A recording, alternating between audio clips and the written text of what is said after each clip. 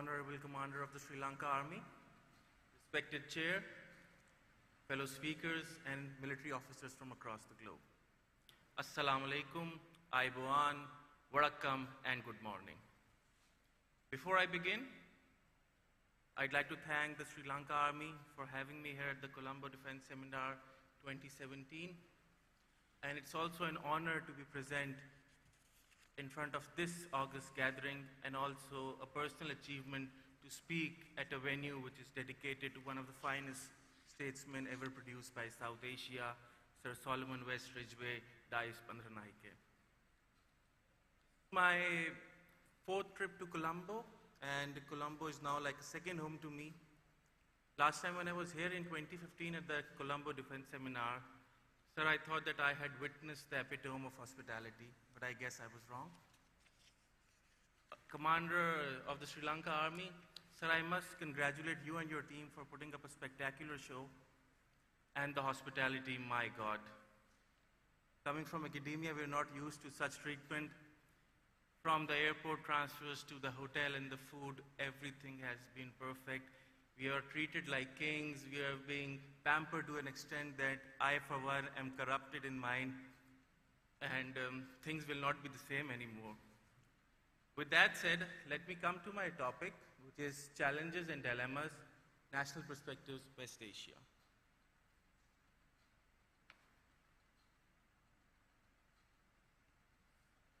Before entering into the topic,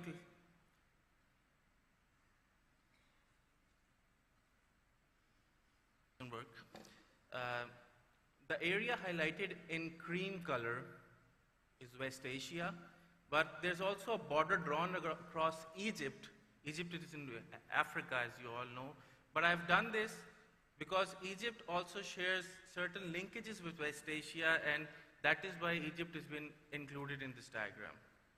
So what is West Asia? West Asia is a group of 18 countries. If you include Egypt, it becomes 19. Then it represents just over 4% of world population.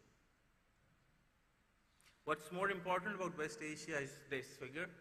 It has over 800 billion barrels of oil that is known reserves. So if we do the math and we assume that for the next 20 years, West Asia produces 35 billion barrels of oil every year, even then, after 20 years, it would have 100 billion barrels of oil. What's more important is, it also has a huge reservoir of gas. There are over 2,800 trillion cubic feet of gas in West Asia. And it is home to multiple conflicts. According to the Foreign Policy magazine, in 2017, the top 3 conflicts of the world will be in West Asia. It's not just the conflicts that are in West Asia, it's also the geographical situation or the location of West Asia that is extremely important. You see in the map that we have the Strait of Hormuz, we have the Horn of Africa, we have the Bab al-Mandab, we have the Suez Canal, all of these naval choke points in one area. With so much happening in an area and it's home to so many conflicts, this becomes extremely important to the international community, and that is why we are discussing it here in this seminar. A quick look at the countries of West Asia. There are 18 countries. I'll just pass this slide. Now I'd also like to show you the per capita income of some of the states in West Asia, just to show you how rich these countries are. Now Qatar has a per capita income of $59,330, followed by UAE, $37,622, Kuwait with $28,975, Bahrain, $22,354, Saudi Arabia, $20,000, Oman, $14,900. There's also one more country, that is Israel. It has around 30,000 per capita income, but I'm not including it into this because these countries are rich because of the amount of oil and gas that they have. And these rich countries are also home to the conflicts. I will be referring back to this slide later on in my presentation, but this is just to give you an idea how much amount of money these countries are making thanks to the petrodollars. Now, who are the power players in West Asia? Saudi Arabia is a major power player in West Asia. Then we have Iran, Turkey. West Asia has been under the rule of Ottoman Empire for centuries, and Turkey still wants to flex its muscles in West Asia. So Turkey is a power. Then there's a new power player that has emerged recently. It is the state of Qatar. And Qatar is already in a state of conflict with Saudi Arabia. And then there is Israel.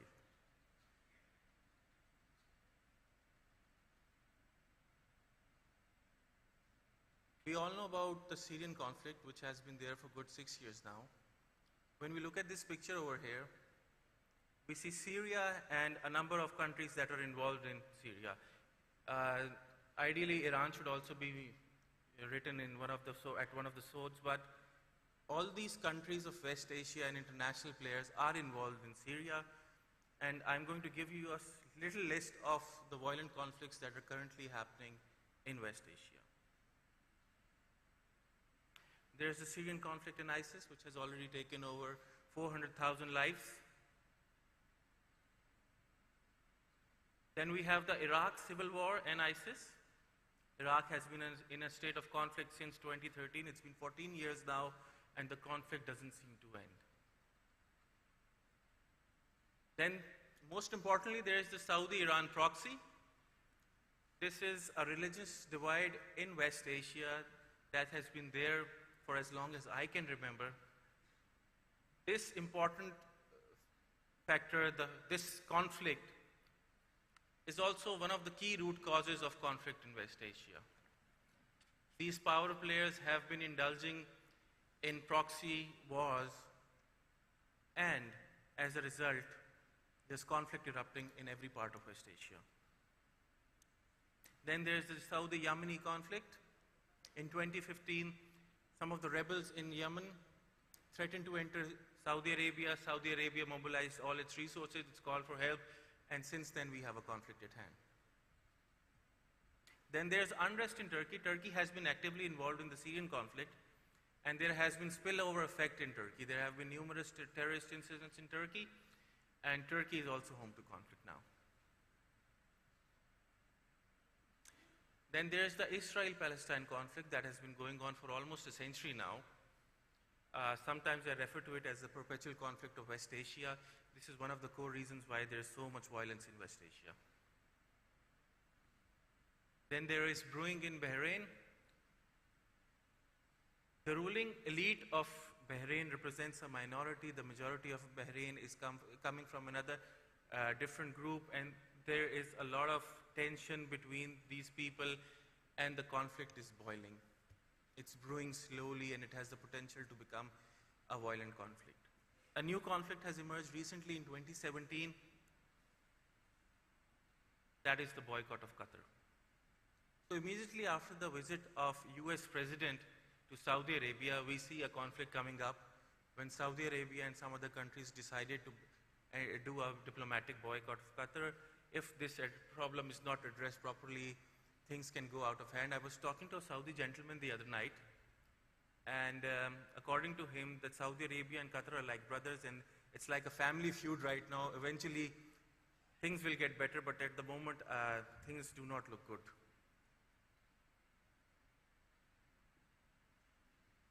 Discussing the root causes of conflict in West Asia. One of the prime reasons why there is a lot of conflict in West Asia is lack of democracy. When I say lack of democracy, I do not mean that there is no democracy in West Asia. I mean, Turkey is a democratic country, Israel is a democratic country, but on the whole, there are very few democratic countries in West Asia. There are the ruling elites, the emirs and the kings and the princes who are chasing their own realist agenda, their own agenda, and as a result, the people do not have a say in West Asia. So when we have lack of democracy, we also have lack of accountability. Since nobody is there to challenge the ruling elite, you couple this lack of democracy and lack of accountability together, and then you come up with lack of coexistence. Earlier in my slide, I mentioned the Saudi-Iran proxy. This point actually coincides with that proxy. There is lack of coexistence. They are not willing to entertain each other. And with these three factors combined, we have lack of good governance. See, when the people don't have a say in running the state affairs and the rulers are doing their own thing, it's very rare that you expect good governance because people are not a priority for the rulers then.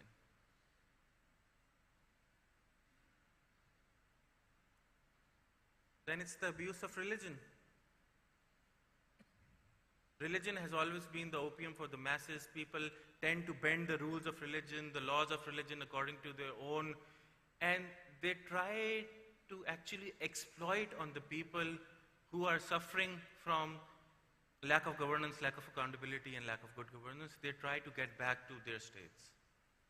And this is one of the reasons why there's a lot of conflict in West Asia. Then there's the perpetual conflict that I mentioned earlier also.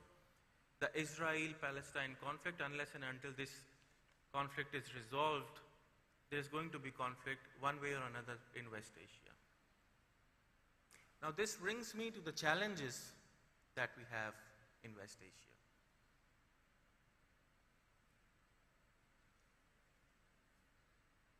This, ladies and gentlemen, is a self-explanatory image. We have the Sunnis from the Saudi bloc, we have the Shias from the Iran bloc. They're hungry wolves, bloodthirsty wolves eating each other, and as a result, there is conflict in West Asia.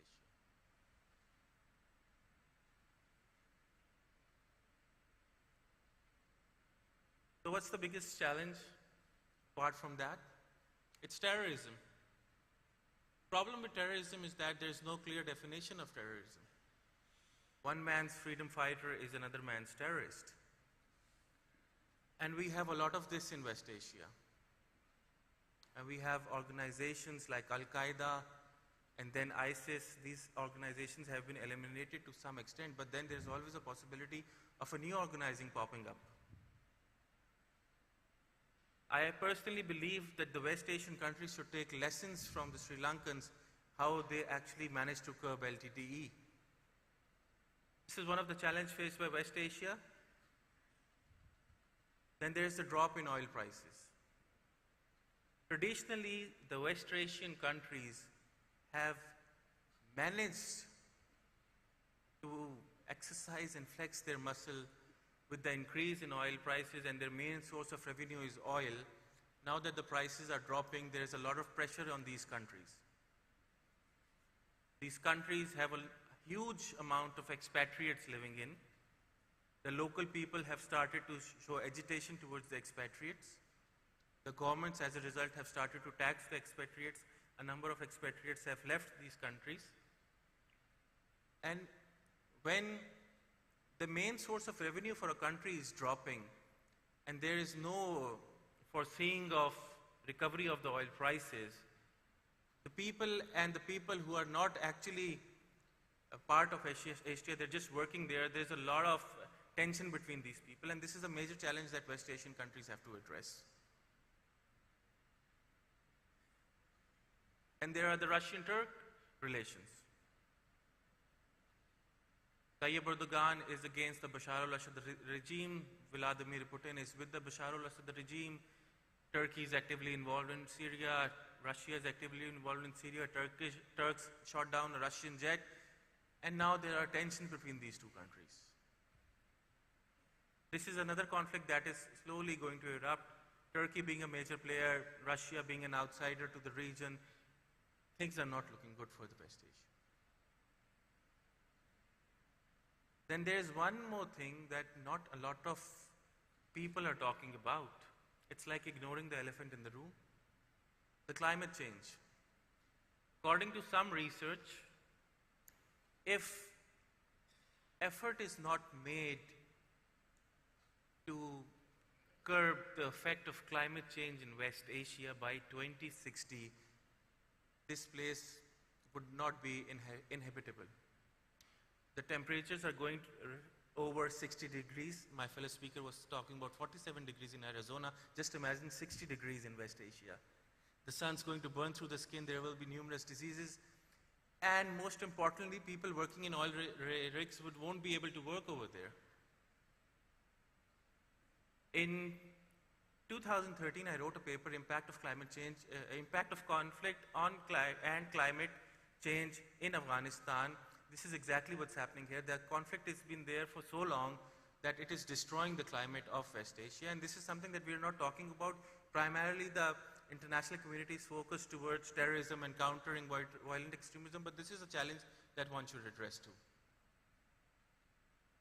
Now coming over to the dilemmas faced by West Asia.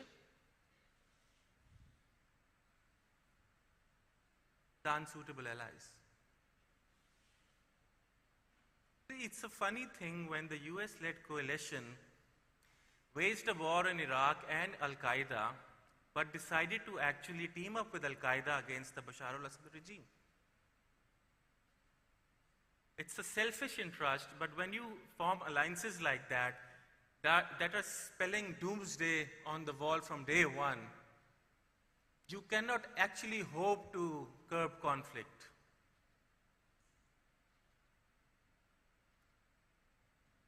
Then the next dilemma is the division of West over West Asia. See, Saudi Arabia and US are allies. Both are against Syria. Russia is for Syria. Iran is with Syria. Iran is with Qatar. Saudi Arabia is against Qatar. There's a clear division of Western policy towards the West Asia. And as a result, there is no check on the actors that are involved in conflict in West Asia. So when the West is divided, the next dilemma occurs, which are the diplomatic failures. Ladies and gentlemen, there's a conflict in West Asia called the Israel-Palestine conflict, and if you want to know what is a diplomatic failure, you start studying this conflict. Every time an effort is made to find a solution for Palestine-Israel conflict, all the efforts go to waste. This is because there's a division of West.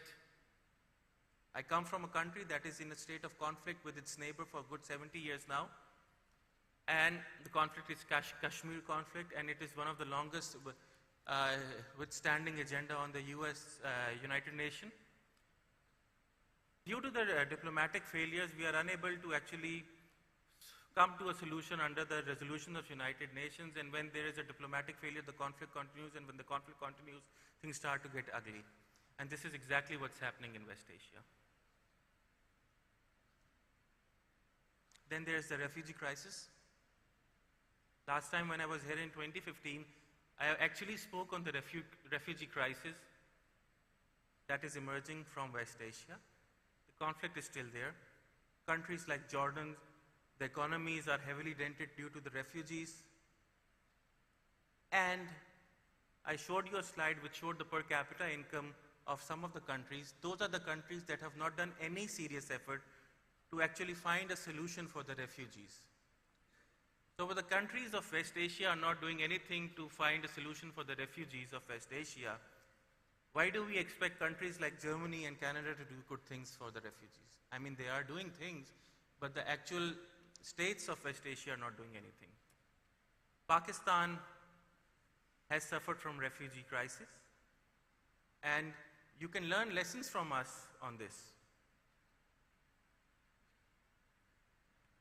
Now today, when we speak here on the 28th of August in Colombo, a totally different West Asia confronts the world.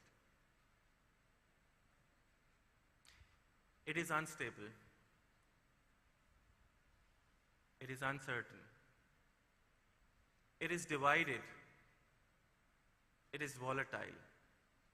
And when we combine all these factors, we have conflict.